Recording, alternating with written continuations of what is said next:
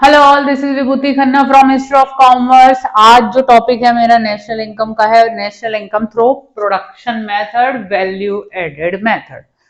Expenditure पे भी बना दी गई है, इनकम पे भी बना दी गई है। जाइए देखिए, कन्वर्जन की अलग वीडियो है, छोटी छोटी वीडियोस बना रही हूं मैं, जिससे कि आपका जो अब इकोनॉमिक्स का पेपर आने वाला है, अगर अभी भी नेशनल इनकम नहीं हो रहा है तो जरा समझ लो, समझ के चीज यहाँ आ जाती है। देखिए जी, आपको पहली चीज मैं हमेशा बता रही हूँ कि नेशनल इनकम से क्या कैलकुलेट होगा और डोमेस्टिक इनकम से में क्या आता है। मतलब अगर आपको क्वेश्चन में नेशनल इनकम पूछी जा रही है तो आपको एनएनपीएफसी निकालना है, और आपसे डोमेस्टिक इनकम पूछी जा रही है तो एनडीपीएफसी निकालना है।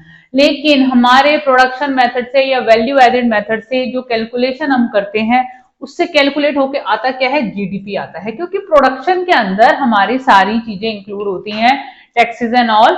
तो हमारी मार्केट प्राइस पे वैल्यू निकल के आती है। ठीक है जी, पहली चीज कि national income through value added method, what we are going to get GDP at MP, ये निकलेगा अब आपका। अब इसका फॉर्मूला क्या है जीडीपी एट एमपी निकालने का, क्योंकि जीडीपी एक बार निकल गई एट मार्केट प्राइस पे, फिर हम कन्वर्जन कर लेंगे जिस भी एलिमेंट में हमसे मांगा है। वो कन्वर्जन का स्टेप बाद में कीजिए। इन फॉर्मूलाज में, एक बेसिक कॉन्सेप्ट में कभी भी कन्वर्जन ऐड नहीं कीजिए। पहले जो चीज एक्चुअल निकल के आती है एज पर मैं कहूंगी मेथड, पहले वो निकालिए, फिर कन्वर्जन स्टेप कीजिए। बीच में ही कर दोगे तो गलत होता है। ठीक है जी, अब जीडीपी एमपी में हमारा क्या होगा, gross value added at market price 1, gross value added at market price 2, और ये 3।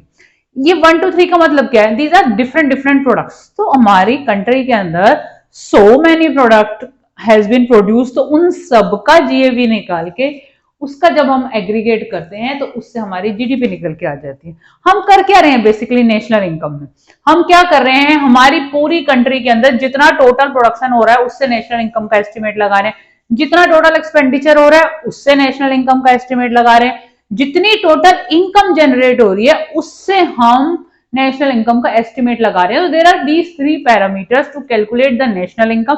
यानी प्रोडक्शन साइड से भी निकाला जा सकता है, एक्सपेंडिचर साइड से भी निकाला जा सकता है, और इनकम साइड से भी निकाला जा सकता है, और वैल्यू सेम आती है। ठीक है जी, अब जीएवी एमपी हमने 3 प्रोडक्ट ले लिए, ये एक टर्शियरी सेक्टर हो गया, सेकेंडरी हो गया, और एक आपका प्राइमरी सेक्टर हो गया। फॉर एग्जांपल इस तरीके से भी क्वेश्चन आता है, A B two, A B C 3 sectors given होते हैं, part A, part B, part C. तो जो भी सेक्टर्स गिवन है, जो भी आपको इंडस्ट्री गिवन है, तीनों की जीएवी निकालो, 4 है, 5 है, 6 है, 3 से ज्यादा नहीं पूछते हैं, तो आपने उसका एग्रीगेट करना है।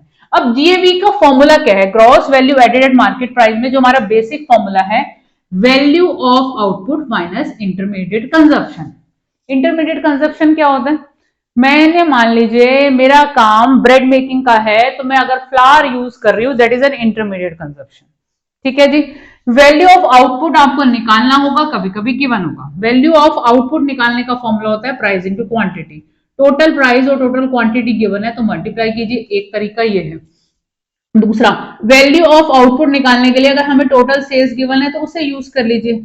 अब सेल्स में एक बात ध्यान रखिएगा कि डोमेस्टिक सेल्स प्लस एक्सपोर्ट दोनों का एडिशन ही टोटल सेल्स होता है, ये आपको ध्यान रखनी है। ठीक है, ये सारे पैरामीटर मैंने यहाँ नोट कर दिए। और वैल्यू ऑफ आउटपुट एक तरीके से और निकलता है, sales plus change in stock.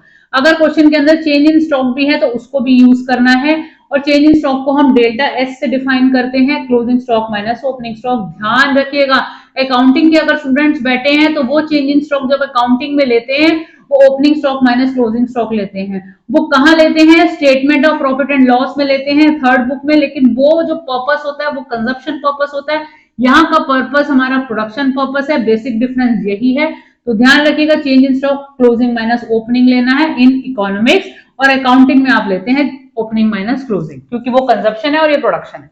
ठीक है जी, तो वैल्यू ऑफ आउटपुट में ही सारे पैरामीटर्स हैं। वैल्यू ऑफ आउटपुट कैलकुलेट किस प्राइस और क्वांटिटी गिवन है प्रोडक्ट की, तो उसकी मल्टीप्लाई कीजिए। सेल्स टोटल गिवन है तो वही यूज कर लीजिए। सेल्स में अगर डोमेस्टिक सेल्स और एक्सपोर्ट अलग अलग गिवन है तो दोनों को प्लीज क्लब करिएगा, तब टोटल सेल्स निकल के आएगी। और वैल्यू ऑफ आउटपुट का फॉर्मूला क्या है, sales plus change in stock. तो आपको अगर चेंज इन स्टॉक भी गिवन है तो क्लोजिंग स्टॉक और ओपनिंग स्टॉक, तो उसको यूज करके वैल्यू ऑफ आउटपुट निकालेंगे। तो ये कोई सा भी एक पैरामीटर हो सकता है जिससे आपका वैल्यू ऑफ आउटपुट आएगा। माइनस कीजिए इंटरमीडिएट कंजप्शन, जो आपका इंटरमीडिएट कंजप्शन है नॉर्मली डायरेक्टली गिवन होता है, और इंटरमीडिएट कंजप्शन डिडक्ट करने के बाद जीवी एट एमपी आ गया। एक प्रोडक्ट का आया, दूसरे का आया, तीसरे का आया, तीनों को क्लब करो, जीडीपी निकल गई। अब जीडीपी एमपी आ गई, अब आपसे बोला कि उसको नेशनल इनकम में कन्वर्ट करो या डोमेस्टिक इनकम में कन्वर्ट करो, नहीं आता है तो मेरी वीडियो देख लेना, कन्वर्जन की आ जाएगा। ऑल द बेस्ट, यही तो करना है बस।